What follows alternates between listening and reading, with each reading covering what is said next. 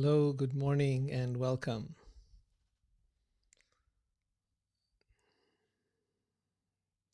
Today we're going to be reading from Rumi and his poem, The Food Sack.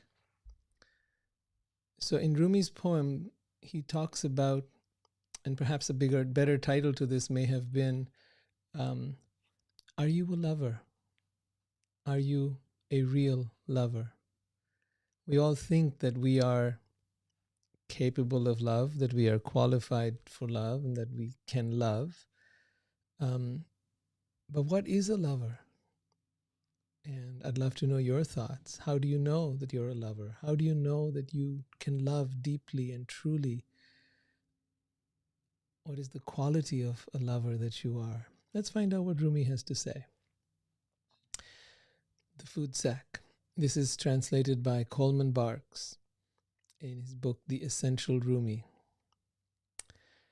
One day, a Sufi sees an empty food sack hanging on a nail. He begins to turn and tear his shirt, saying, "Food? For what needs? Food for what needs? No food. A cure for hunger." His burning grows, and others join him, shouting and moaning in the love fire. An idle passerby comments, "It is only an empty sack." The Sufi says, "Leave. You want what we do not want. You are not a lover."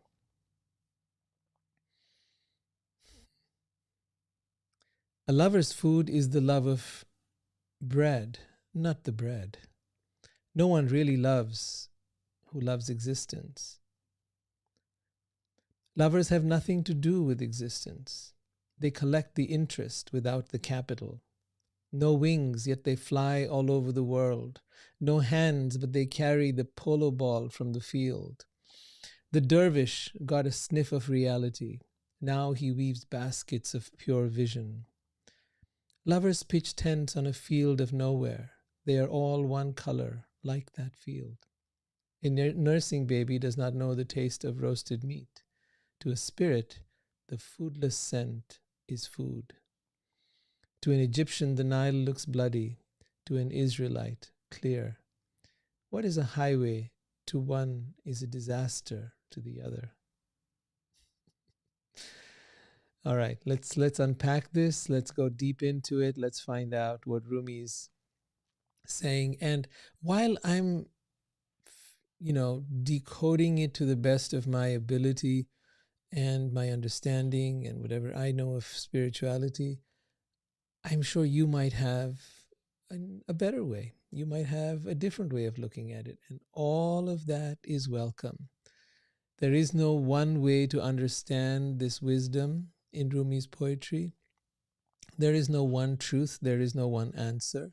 So I encourage you to keep your awareness alive and vibrant and keep looking at what this might mean for you. Okay?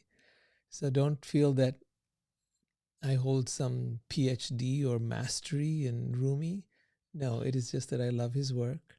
And whatever spiritual understanding I have, I try to bring to that to help decode the deeper intricacies of Rumi's poetry. So let's get into it. One day, a Sufi sees an empty food sack hanging on a nail. Now, what is a Sufi? Let's start there. Sufism is actually a branch of of Islam, and a branch which hasn't been quite recognized the way others have been. Right? They have actually been considered as heretics and outcasts, and they've been looked at rather badly. So, because they do not follow the norms of the faith and the religion, they are mystics. They are people who consider that they can have a direct connection with God rather than going through the institution of in this case, of Islam, of the mosque, and so on and so forth. So, as mystics, they seek to be lovers of God. And that is common to all faiths, whether you look at Christianity, whether Christ talks about the commandments of loving God. It's there in Judaism as well. It's part of the commandments. It's there in Hinduism as bhakti, devotional love for God, specifically of Krishna. And so it's there everywhere. And this idea actually dominates the understanding of love. It really defines. Without that understanding of what is divine love, it's very hard to figure out what is human love. But if we're going too ahead of ourselves, so let me dive into this a little bit more for you. So he was saying here, one day a Sufi sees an empty food sack hanging on a nail.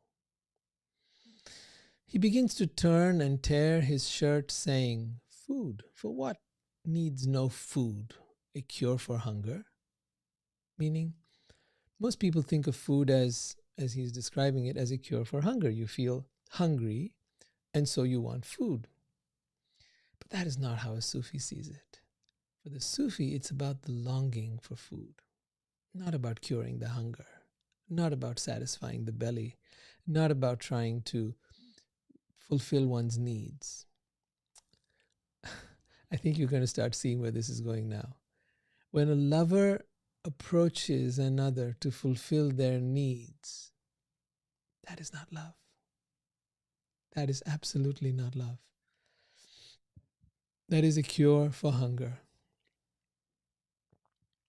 Rumi continues, his burning grows and others join him, shouting and moaning in the love fire. An idle passerby comments, "It is only an empty sack." So Rumi has found, the Sufi has found an empty food sack.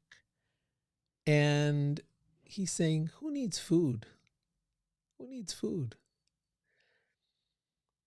The Sufi says to the person who says that it's an empty sack, he says, leave. Leave. You want what we do not want. You are not a lover. You want what we do not want. You are not a lover. So what does the lover want? If you are a lover who wants to fulfill their needs, then by this definition, by this understanding, you are not a lover. If you are a lover that has come because they have the desire to be fulfilled, a desire for companionship, a desire for sex, a desire for someone to share your life with, a desire, what else do we desire out of love? Let's see. Maybe you'd like to tell me, what do you desire out of love? Because whatever it is you desire, the Sufi here says, that is not love. That is you coming to fill your hunger. That is you coming in for your personal needs to be met. But that is not love. We need to start looking at love differently. We need to start understanding love in a way we have never understood it. And for that, we need to be able to open our eyes to a new possibility. Love is not a hunger. Love is not a thirst. Let's see what Rumi says it is. A lover's food is the love of bread, not the bread. No one who really loves existence. Lovers have nothing to do with existence. Okay, I better unpack this more slowly. A lover's food is the love of bread, not the bread. We think that being in love is about finding a perfect person, about finding a perfect lover. Finding someone who will love us the way we need to be loved, finding someone who will make us happy, someone who will make us fulfilled, someone who will make us have those ecstasies that love promises.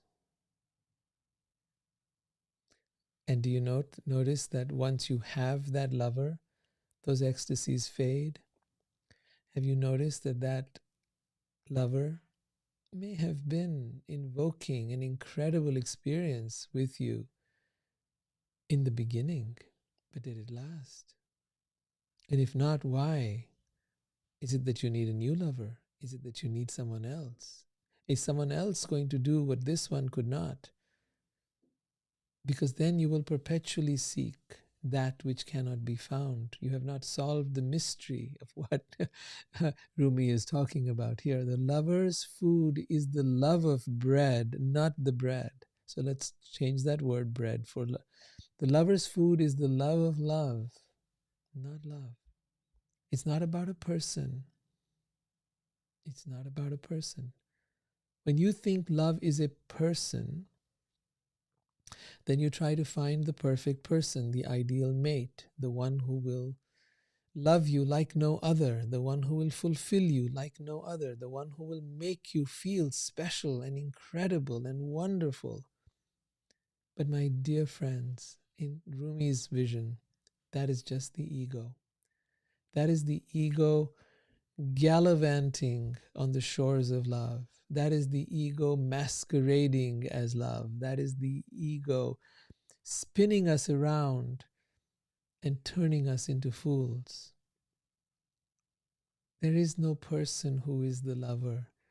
Because you know how it is, once you think someone is the lover and then that love fades or dies or leaves, and then you look for another and you think this is the lover and this is the one. And then that fades and dies and leaves. And then you look for another and you think, now I have found the one. Now I am in love again. But Rumi would disagree with you. He says here, no one who really loves existence. Lovers have nothing to do with existence. Existence meaning reality, that which is of the world. Real love is something out of this world, beyond this world, something that takes us out of the world and comes from out of this world.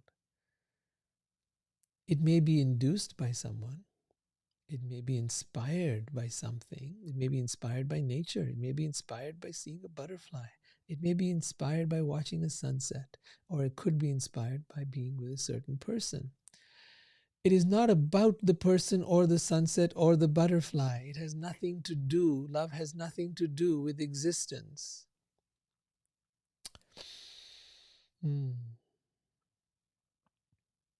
Love is an energy. Love is an energy that comes through us, to us, from within. It pops in. It fills us with its presence. And when you begin to understand that, you can be in love always. You will have become a true lover, a lover of love, one who has understood the pulse and the heartbeat of love, one who has begun the journey into true love. Not this imitation of love, not this facade of love that we have been looking for. I wrote about this a lot in my book, Loving Soulfully, and I hope you'll get a copy. You can find it at lovingsoulfully.com. It's free. If you want a hard copy, it's on Amazon, but otherwise, I've been offering it for free on lovingsoulfully.com. And I write a lot about this, my own realizations on this, my own heartbreak. And from that heartbreak, many times, so many times that I was like, God, what is this? Why? Why again? Why again am I being disappointed? Why is it that I am not finding the love of my life? Why am I is my heart being broken again and again and again? And when will I find true love? And the answer I got from within was what I'm sharing with you now, that true love is an energy, not a person, not a perfect person. That true love is the energy of the divine or God coming to us and loving us from within and from without, through nature and through a person and through an animal and through all of life. Love is not existence, as Rumi is saying. Love comes through existence. Or you may say it just comes to you directly because you're the one experiencing. You're the one in that state of love. Did it really come through that person or sunset or the butterfly or whatever else? Or did it come to you? And did you feel it within you? Isn't that what it is? You were the lover all along. The love came, the energy of love, you opened up your heart and it came through. You opened up your mind and you let go your thoughts, and you let go your all your human stuff, your baggage of what you think love should look like and what you think it should be, and you dropped all of that and you suddenly became in awe of something. You became in amazement, you became in wonder. And in that moment of wonderment, in that moment of awe, in that moment of love entered into you, entered into your heart and filled you with its presence. And this has happened again and again. I know it. You've experienced it many, many times. Love never stops coming to us, even if someone leaves us, even if we are alone. In fact, especially when we are alone, love keeps coming back to us. If we are aware of this secret, if we are willing to explore this idea, you will find love everywhere. Love will never leave you. You will become a lover in the true sense of the word.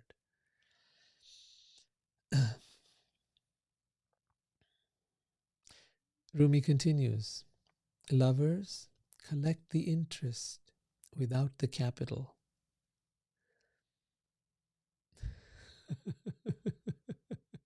Have you ever got interest without putting money in the bank or without money into a stock or a share or investment of some kind? No money to invest and yet you're getting interest? What kind of miracle is this? This is the miracle that happens when you become a true lover. When you stop trying to look at what is in this for me. When you stop becoming a trader.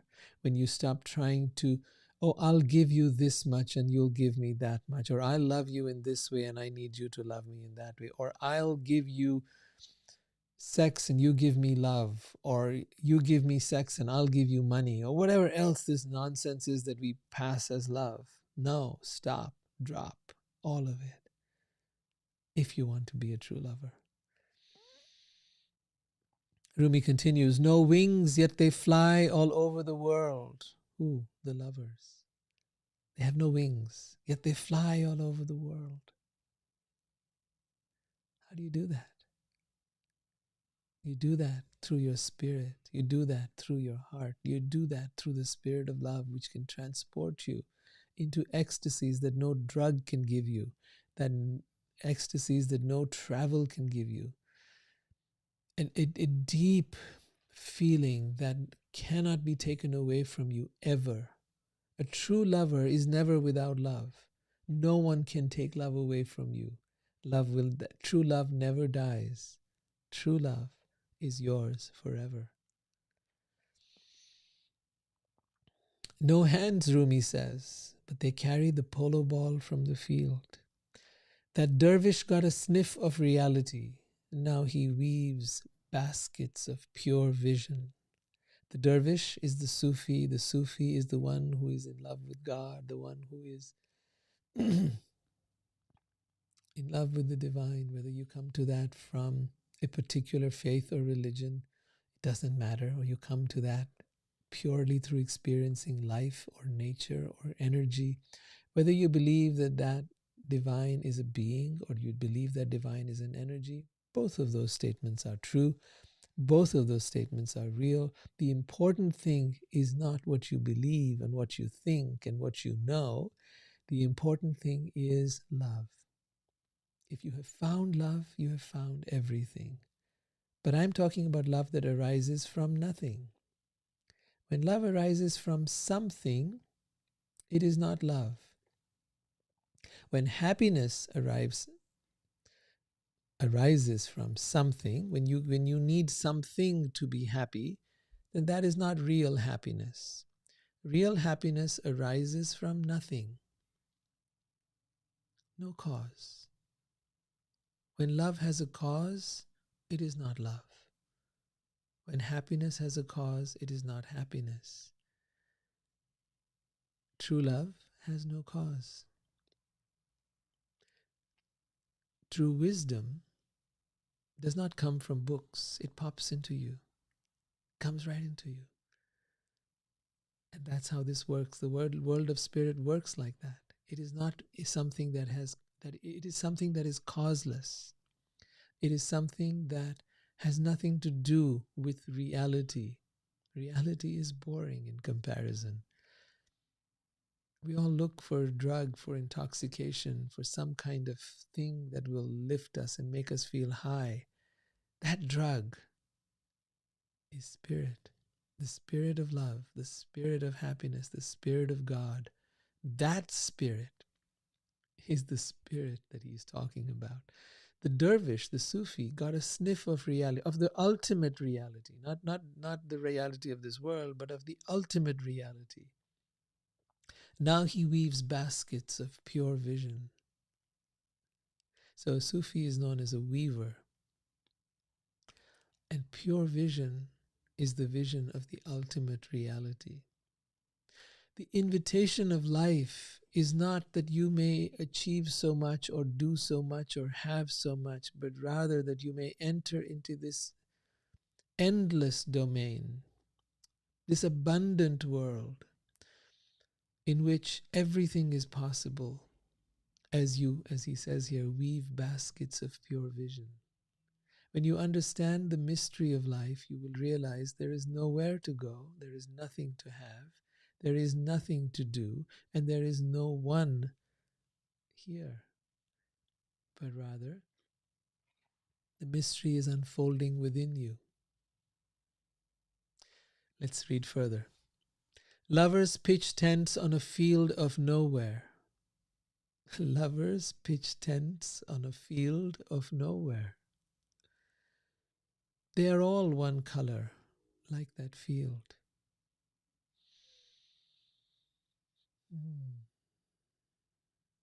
Think about this for a moment. Maybe you have a thought on this. What is he trying to say here? What do you hear? I'd love to know your thoughts. Share with me in the comments and in your what's moving through you, because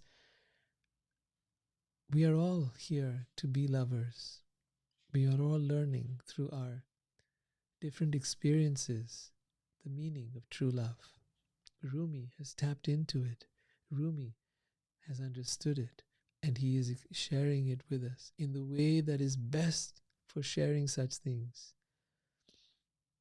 through poetry. Because poetry invites you to find your own reality within that, your own ability within that. I can only understand as deep as I can go, but Rumi can go perhaps even way deeper than I can. You will find your depth, and that's why I'd love to know your perspective and your take on this. So don't hesitate to share your thoughts in the comments. Lovers pitch tents on a field of nowhere. So when you pitch your tent as a lover, it's not about establishing your position with a particular person and saying, you are mine. One who is in love with love, one who is a true lover, does not look for somewhere to pitch their tent. They pitch their tent wherever they go. Wherever they are in love.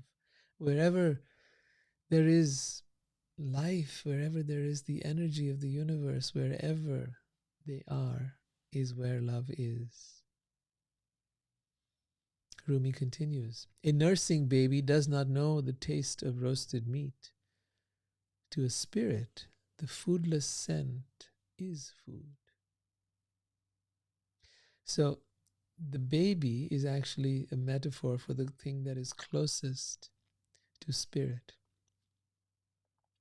And so for spirit, spirit doesn't need food. That which is your essence, that which is your soul, that which is who you truly are, does not need food, does not need things, does not need people, does not need anything. To spirit, the foodless scent is food. How would you understand this? Take a moment, feel into the words. Mm.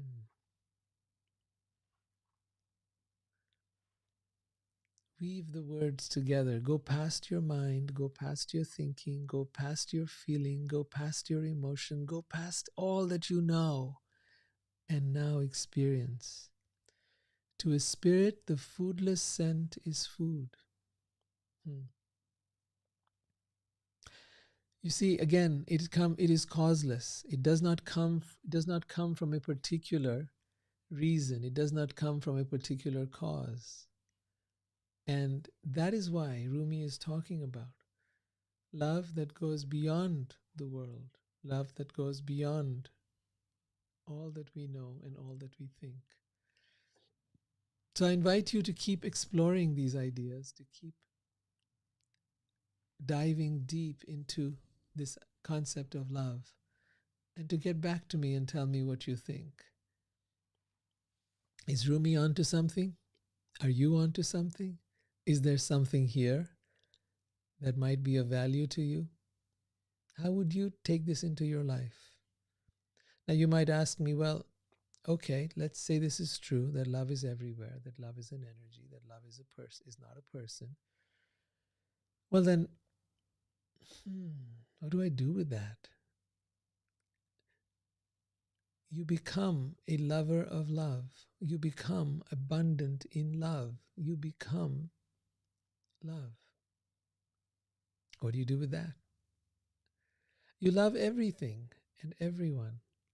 And that is what a lover does. A lover doesn't love one and not the other. A lover does not find love here but not there.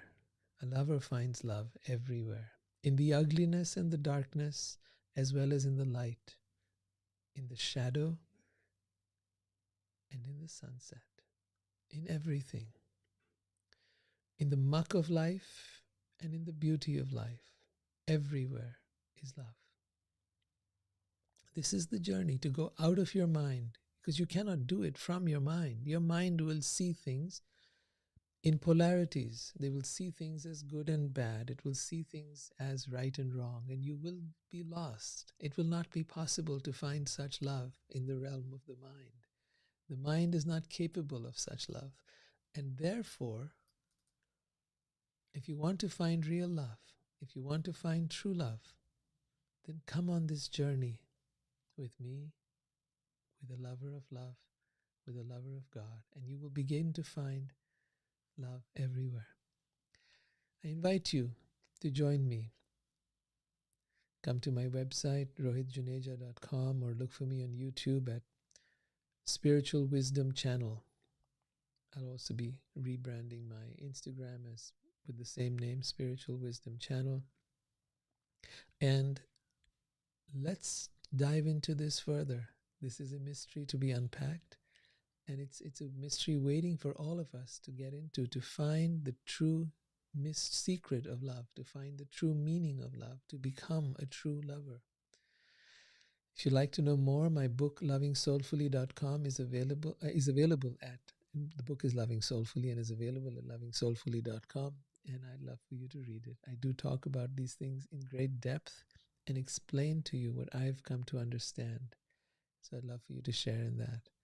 And please know that I value and honor and love your presence over here and look forward to seeing you. Take care. Have a wonderful, blessed day filled with love. Take care.